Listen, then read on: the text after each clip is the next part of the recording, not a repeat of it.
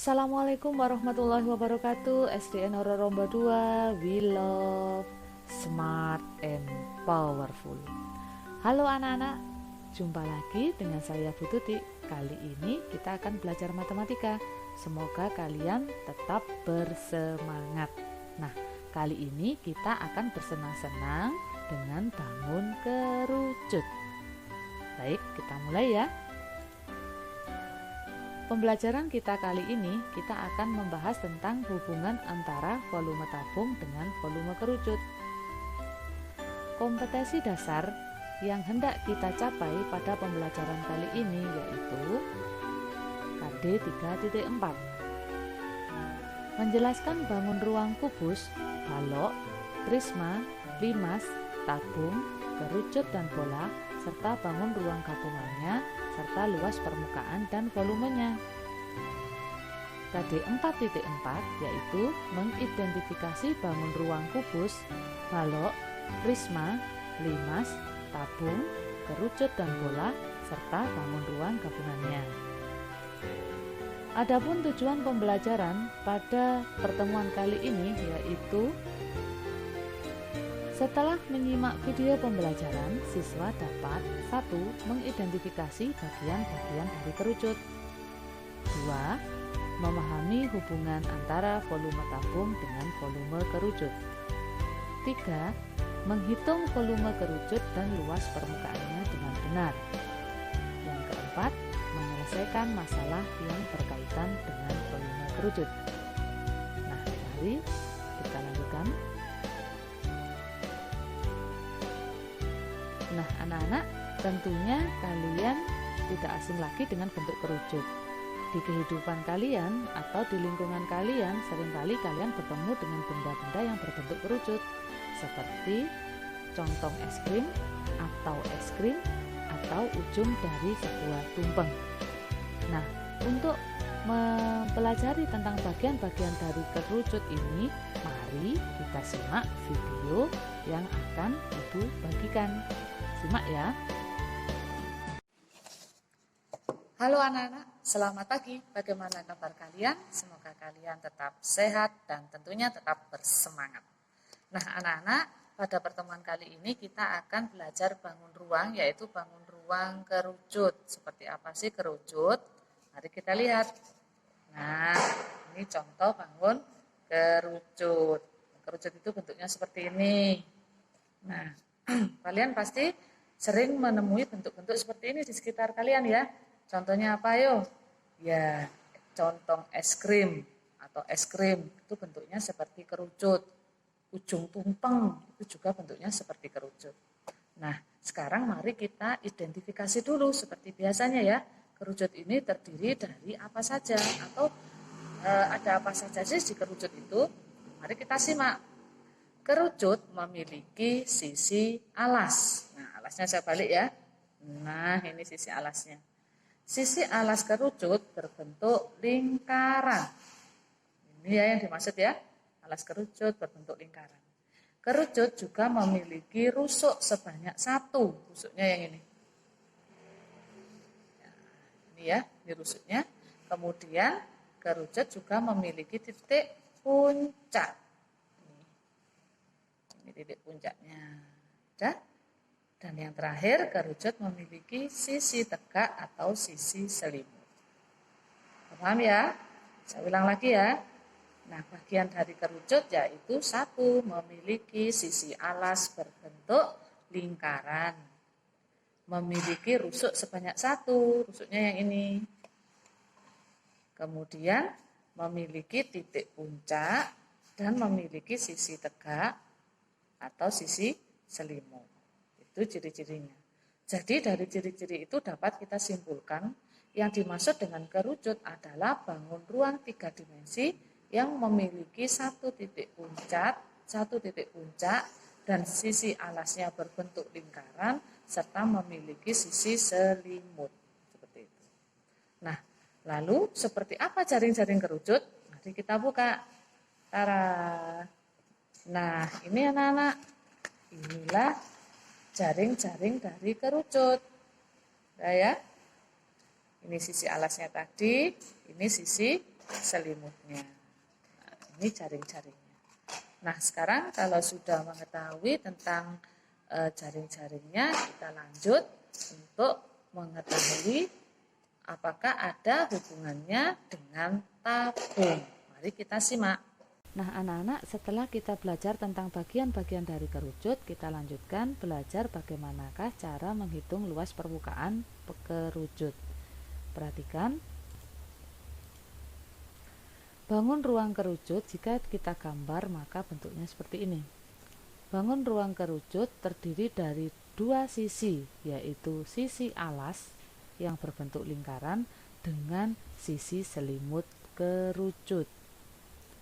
Perhatikan gambarnya. R di sini menunjukkan jari-jari lingkaran, T menunjukkan tinggi kerucut, dan S adalah garis pelukis kerucut. Untuk P tetap sama, yaitu bisa 22/7 atau 3,14. Luas permukaan kerucut dapat dihitung, yaitu luas alas ini ya ditambah dengan luas selimut. Karena luas alasnya ini berbentuk lingkaran, maka di sini kita tuliskan Pi dikali R kuadrat ditambah untuk luas selimutnya saja berarti adalah Pi dikali R dikali S. Nah, gitu anak-anak, itu adalah rumus untuk menghitung luas permukaan kerucut. Nah, sebelum kita belajar lebih jauh lagi, kita harus mengenal yang namanya teori dari Pythagoras. Perhatikan gambar kerucut ini. Jika gambar kerucut ini kita potong atau kita amati dulu ya. Jika gambar kerucut ini kita amati, di dalam bangun kerucut ini terdapat segitiga ini ya. Nah, jika kita tarik garis antara T, R dengan S, maka akan membentuk segitiga siku-siku jika kita potong seperti ini. Nah, bentuknya seperti ini ya. Ini T-nya dengan ini, R yang sebelah sini, dan S ini yang ini. Untuk menghitung rumus Pythagoras ini atau teori Pythagoras ini dikenal dengan A kuadrat ditambah B kuadrat sama dengan C kuadrat. Perhatikan, jika kita mencari C kuadrat, maka akar dari A kuadrat ditambah dengan B kuadrat. Lalu mana yang dimaksud dengan A kuadrat, B kuadrat, atau yang dimanakah yang disebut dengan C kuadrat? A kuadrat atau garis A itu sama dengan R yang sebelah sini. Ini yang disebut dengan garis A. B sama dengan T, berarti B kuadratnya itu adalah T atau tinggi. Sedangkan C adalah sama dengan S atau garis pelukis itu anak-anak, atau biasa disebut sisi C yang di sini disebut dengan sisi miring. Jadi tujuan dari dikenalkannya dari teori Pythagoras ini adalah apabila nanti kalian disuruh mencari panjang dari garis pelukis atau S, maka kalian harus menggunakan rumus Pythagoras ini gitu. Nah, sebagai contoh sekarang mari kita mencoba. Anissa mendapat tugas membuat alat peraga bangun ruang kerucut menggunakan kertas karton. Kerucut pertama dengan diameter 24 cm dan tingginya 16 cm. Sedangkan kerucut kedua diameternya 30 cm dan tingginya 20 cm. Berapakah luas kertas karton yang dibutuhkan Anissa? Dari soal ini, seperti biasa, kita akan mengerjakannya dengan cara menuliskan yang diketahui dulu. Nah, di sini kita akan mengerjakan kerucut yang pertama dulu. Diketahui dari kerucut yang pertama diameternya adalah 24. Maka jari-jarinya di sini ditulis R1, maksudnya adalah jari-jari dari kerucut pertama, yaitu 24 dibagi 2 sama dengan 12. Dan tingginya adalah 16. Nah, untuk menghitung luas permukaannya, maka kita harus menemukan sisi sisi miring atau garis pelukisnya ini anak-anak. Maka kita masukkan dalam rumus Pythagoras tadi ya, S sama dengan 12 kuadrat ditambah 16 kuadrat. 12 kuadrat sama dengan 144. 16 kuadrat sama dengan 256. 144 ditambah dengan 256 adalah 400. Kemudian kita akar dari 400 adalah 20. Maka garis pelukis pada kerucut yang pertama ketemu 20. Nah, sekarang kita lanjutkan untuk mencari panjang garis pelukis pada kerucut yang kedua. Di sini kita tuliskan R2, maksudnya adalah jari-jari untuk kerucut kedua. Jari-jari kerucut kedua adalah diperoleh dari diameternya 30, maka jari-jarinya kita bagi 2 ketemu 15 cm. Tingginya yaitu 20 cm. Maka S sama dengan akar dari 15 kuadrat ditambah 20 kuadrat. 15 kuadrat pasti kalian sudah tahu ya. 15 kuadrat adalah 15 dikali 15 sama dengan 225 ditambah 20 kuadrat sama dengan 400. 225 ditambah 400 sama dengan 625. Kemudian kita akar dari 625 adalah 25 cm. Nah, setelah kita menemukan garis pelukis pada kerucut pertama dan kedua, baru kita bisa menghitung luas permukaannya. Maka luas permukaan kerucut ke-1 diketahui tadi R-nya 12, tingginya 16, garis pelukisnya ketemu 20, kita tinggal memasukkan rumus LP sama dengan luas alas ditambah luas selimut. Luas alas sama dengan pi dikali R kuadrat ditambah pi dikali R dikali S sama dengan 3,14 dikali 12 ya, jari-jarinya dikali 12 ditambah dalam kurung 3,14 dikali jari-jarinya 12 dikali S-nya 20 sama dengan 452,16 ditambah 753,6 sama dengan 1205,76. Untuk kerucut yang kedua, maka diketahui jari-jarinya 15, tingginya 20, garis pelukisnya ketemu 25 yang kita cari tadi. Maka luas permukaannya kita tulis dulu rumusnya. Luas permukaan sama dengan luas alas ditambah luas selimut. Luas alas sama dengan pi dikali R kuadrat. Sedangkan luas selimut yaitu rumusnya pi dikali R dikali S. Kita masukkan angkanya, kita menggunakan 3,14 dikali 15 dikali 15 ditambah dalam kurung 3,14 dikali 15 dikali 20. Ketemu jawabannya yaitu 706,5 ditambah 1177,5 sama dengan 1884. Nah, begitu cara menghitung luas permukaannya, anak-anak. Nah, untuk yang kedua, setelah kita belajar tentang luas permukaan, maka kita sekarang akan melakukan percobaan pembuktian untuk membuktikan tentang hubungan antara volume tabung dengan volume kerucut. Nah, untuk lebih jelasnya, kita simak demonstrasi yang akan tampil setelah ini ya.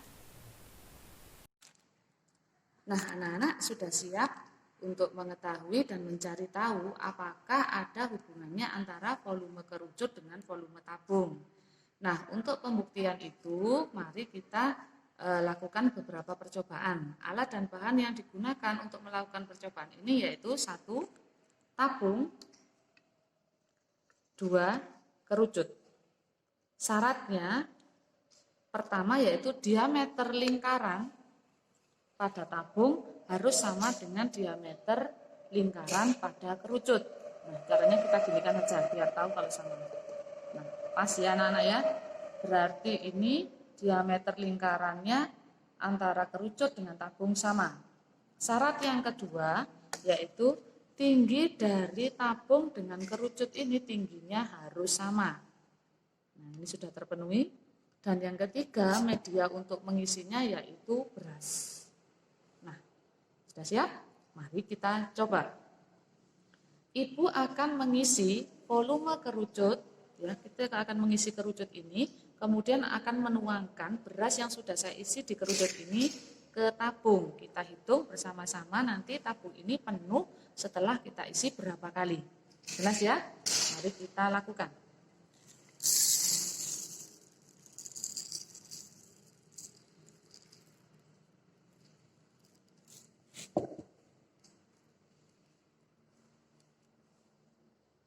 Sudah penuh satu kerucut, mari kita masukkan ke tabung.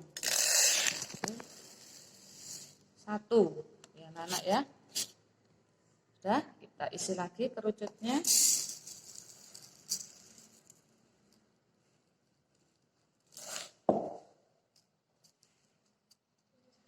Kita isi.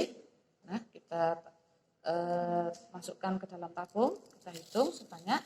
Ini sudah yang kedua. Dua ya. Kita masukkan lagi.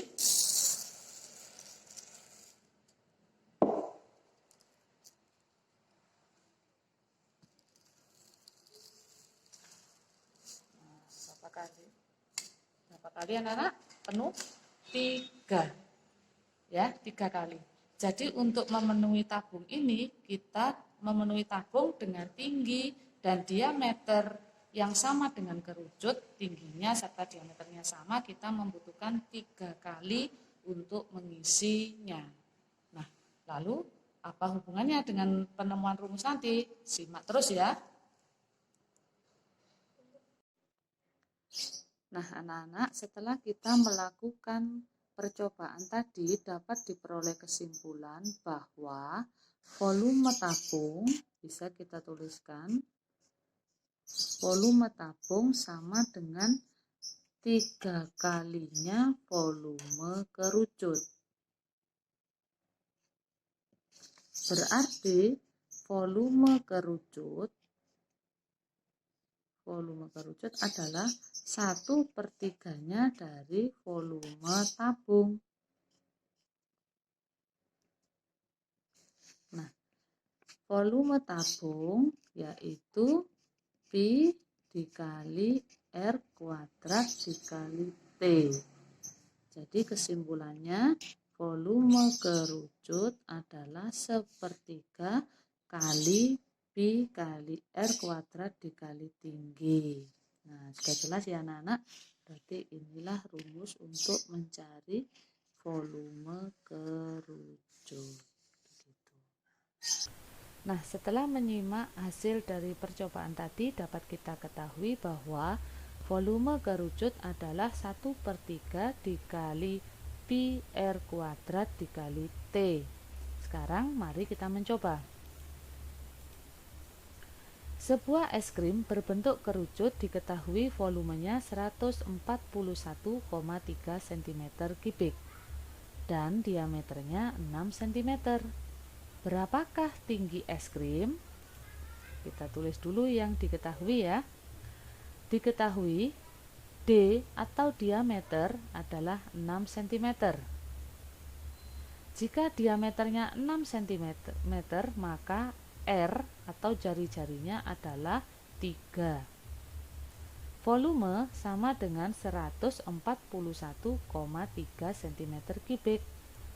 Ditanya tinggi kerucut adalah, maka kita jawab volume sama dengan 1/3 dikali Pi dikali R kuadrat dikali T sama dengan 1/3 dikali 3,14 dikali 3 dikali 3 dikali T sama dengan 1/3 dikali 28,26 dikali T. Di sini 28,26 kita bagi dengan 3, hasilnya 9,42 dikali T.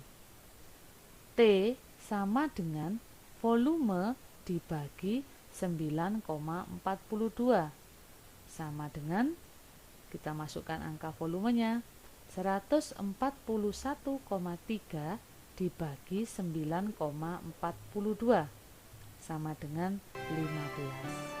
Jadi tinggi dari es krim yang berbentuk kerucut itu adalah 15 cm.